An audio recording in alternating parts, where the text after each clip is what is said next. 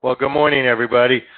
So, happy Monday to everybody. This is a short week.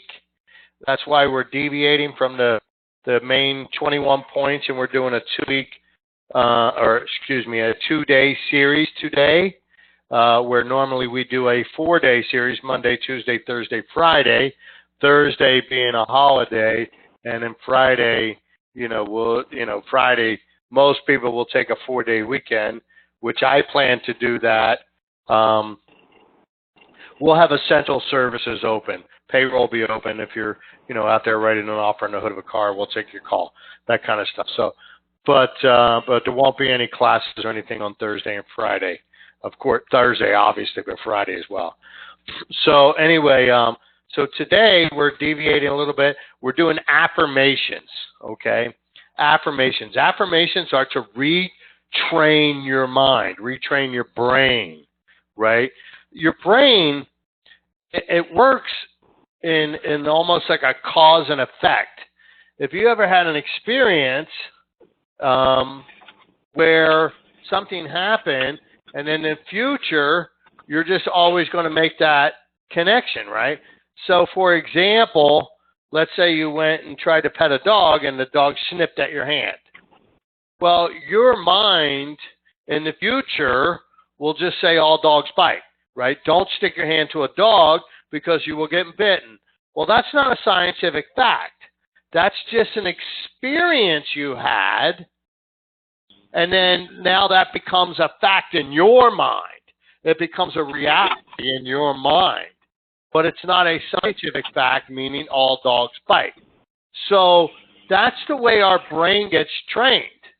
So when something happens, so we make a note in our mind, or our brain, whichever you want to call it, and then in the future, when that something happens or a statement said, then we automatically go back to that past experience, and then there, boom, that's the answer.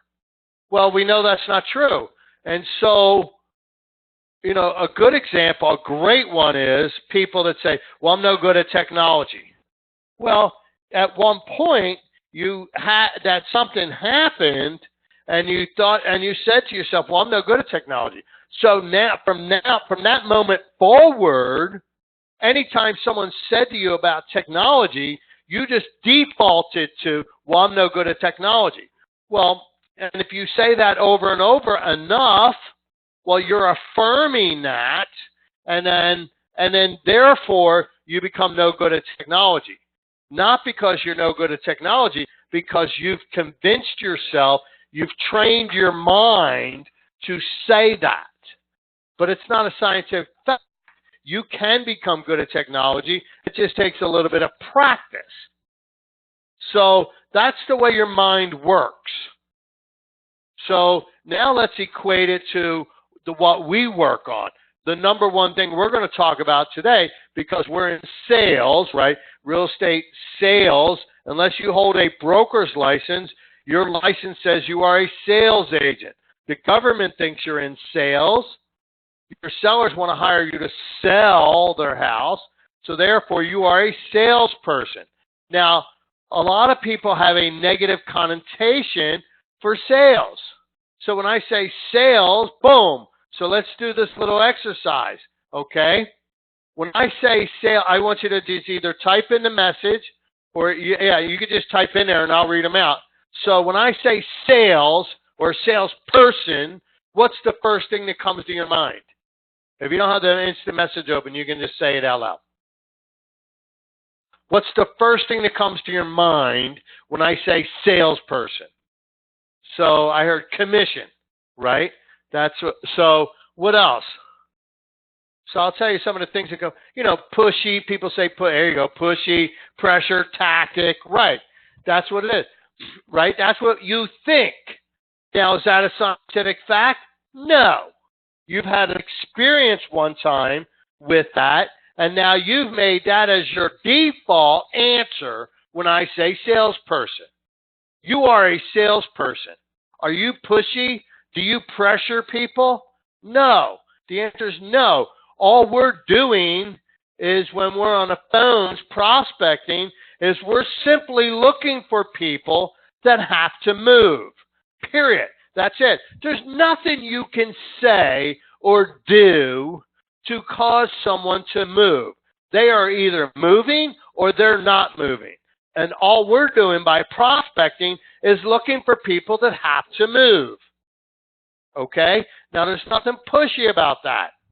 Okay? We're just going to ask a series of questions. I was wondering, when do you plan on moving? Well, we're thinking about moving in 90 days. Great. Why did you decide to sell this house?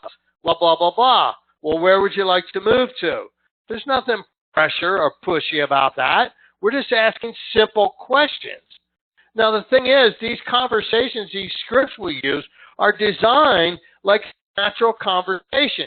So when two people meet each other, so let's just say a new agent joins the company, you're at office meeting with the agent, and you say, hey, my name's Rob, what's your name? And they go, my name's Tom. Oh, okay, great. And they say, yeah, where did you come from? Oh, I came from XYZ Brokerage. Oh, okay. Well, how long have you been here? Oh, you've been here a month already. Great. Why did you decide to join this company?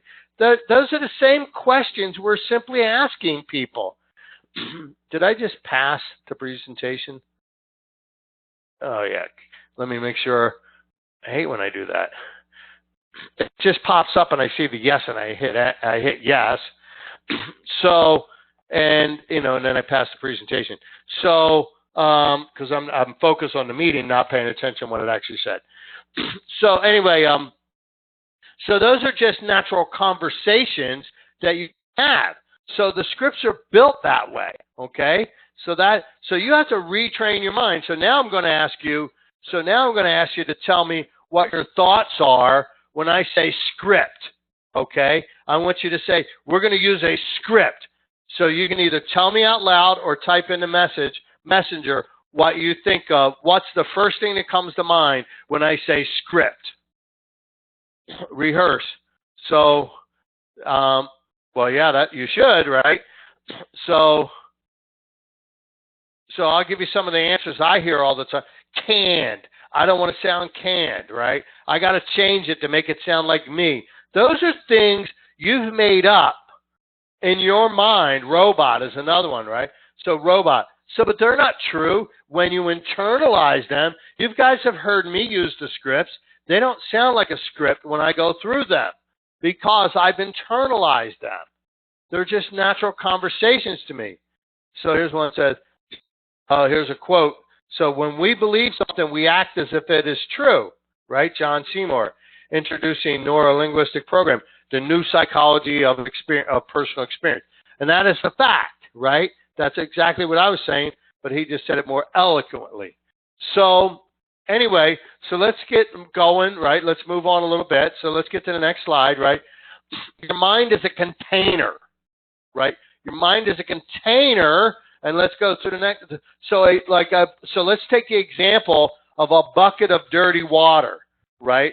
Or we can even use a bucket of paint, if you will. So if you had a bucket of dirty water or a bucket of black paint, and then you put the bucket under a drip, and you turned the water on, and it dripped clean water. Well, the bucket eventually will fill up, and then the bucket will eventually start to overflow.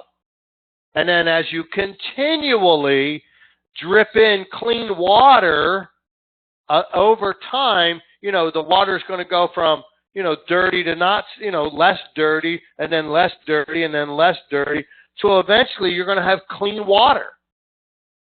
But it takes time because you've had all these past experiences, these thoughts that you've put into your mind that are now true statements in your mind. Well, you can change those statements, right? You can change your mind. You are what you think about most of the time. So when I say something and you just blurt out this knee-jerk statement, well, that's what you think.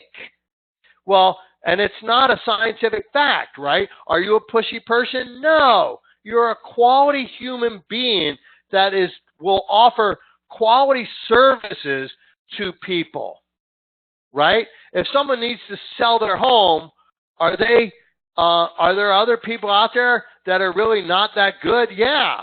And then, are you a quality person? Are you going to cause your clients to do something that they shouldn't do? No, you would never do that. You wouldn't be an Aubrey and Associates if you behaved that way. I'd bounce your butt out of here. So, with that said, these are, so you have to, so you have to reprogram your mind, right? Your mind's like a bucket of dirty water or a bucket of black paint that we need to convert to white paint. Once you start dripping in white a little bit, it'll start to turn dark gray, then lighter gray, and then eventually it'll turn white. So we need to do that. And how do you do that, right? Because you are what you think about most of the time. So you have to turn the negative to the positive. So we got to write affirmations. So our affirmations, so we have to write those. And then, so hold on a second. So, oh, no, wrong one. Nope, sorry. I was looking for something. But anyway, so the way you do that is you have to discover what it is that you're saying. So, so the one person said, commission, pushy, then I heard pressure tactics, right? Robot on scripts, right? So those are the thoughts that are coming to your mind. And those thoughts are going to prevent you from making money, period, because that's what you believe. And I'm here to tell you, if I sat down with you one-on-one and walked you through those beliefs, they're just reaction beliefs. They're not actual intellectual thinking. So you're not putting a lot of thinking. It's just a knee-jerk reaction. So you have to take one of those thoughts, right? And then we have to reprogram it. We have to reprogram your mind. And there's the rule they call PPP, personal, positive, and present. So I'm going to give you the best example with weight loss, right? So weight loss is just the easiest one I know because I working on losing weight. So if I were to say to myself, I will lose X amount of pounds in so many days, right? Or I lose weight or something like that. So because losing weight is the negative, it's not positive. And then when you say I will, that's not present, that's future, right? So remember, your subconscious mind does not have a past or a future. It only has a present. So everything you say has to be in present tense because your subconscious mind does not understand the future. I will lose weight. So right in that statement, I will lose weight, the only thing your subconscious mind is hearing, that losing weight, which means what? That means you're overweight, and that's the only thing it understands at that point is you're overweight. So you can't say I will do something in the future. It doesn't work, right? So Tony Robbins say, whatever you hold in your mind on a consistent basis is exactly what you will experience in your life. Got it? Whatever you hold in your mind on a consistent basis is what you will experience in your life. Okay? So why do you think when someone says to me, how are you? And I say, I choose this day to be awesome. Right? That's for my benefit, not for yours.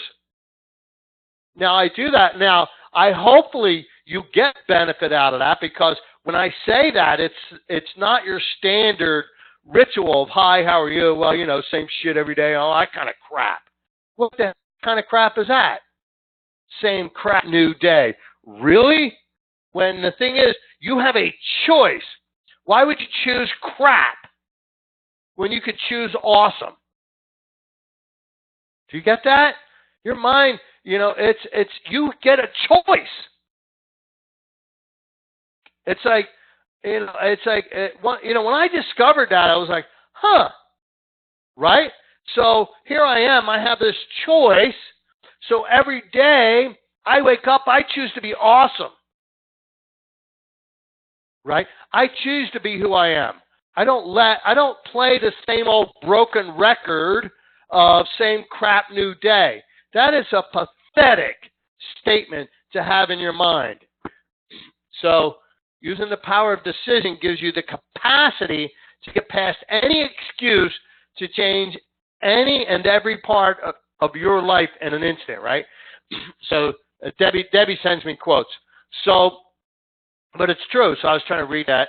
So anyway, so here we have all this. And so now that you understand that you can decide, you can choose to be whatever you want to be. If you stick to that sales is pressure, scripts are robotic, well, then that's a fact for you. That's your reality. Well, we need to change that. So let's talk about that. So how do we change that? So I need you to say, so now that some people have given us some of their affirmations, right? So pressure tactic, right? So you would have to say, things like, I love prospecting. People are, or just something like that. Just, I love prospecting. I love making calls every day, right? I love helping people every day.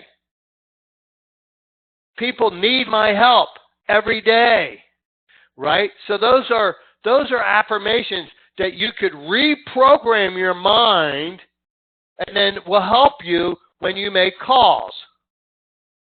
I understand people are the way they are, and I must relate to them from where they are before I can move them. That's an affirmation. Now, there are affirmations. I'm going to post a bunch of them. So we have a bunch of affirmations. I know we got them all over our website, and I got plenty of list of them in our script book. There's a couple pages in the script book.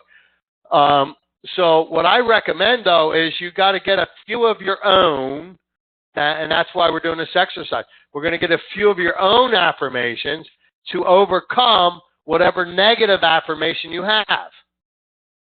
Okay? We all have them.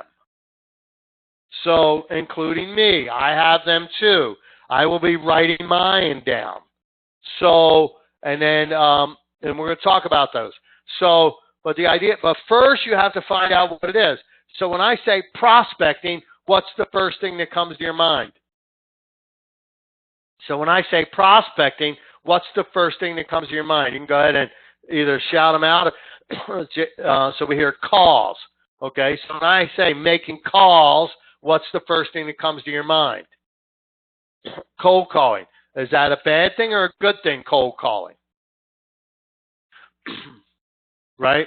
Now, we, because we get so many robocalls, I get scary. Okay, that's the one I was looking for. Scary.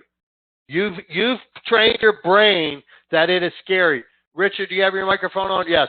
Richard finally got over his fear of callings, right? And in one day made 22 calls, 22 contacts, right? He talked to 22 people. No one bit his head off. Yeah, of course he had a few hang-ups, but people just hang up. So what? Who cares? What are we doing? When you're on the phone, what is the purpose of making calls? We're looking for someone that has to move. If they don't have to move, we're not interested in talking to them. So they're not rejecting us. We're rejecting them. It's that simple.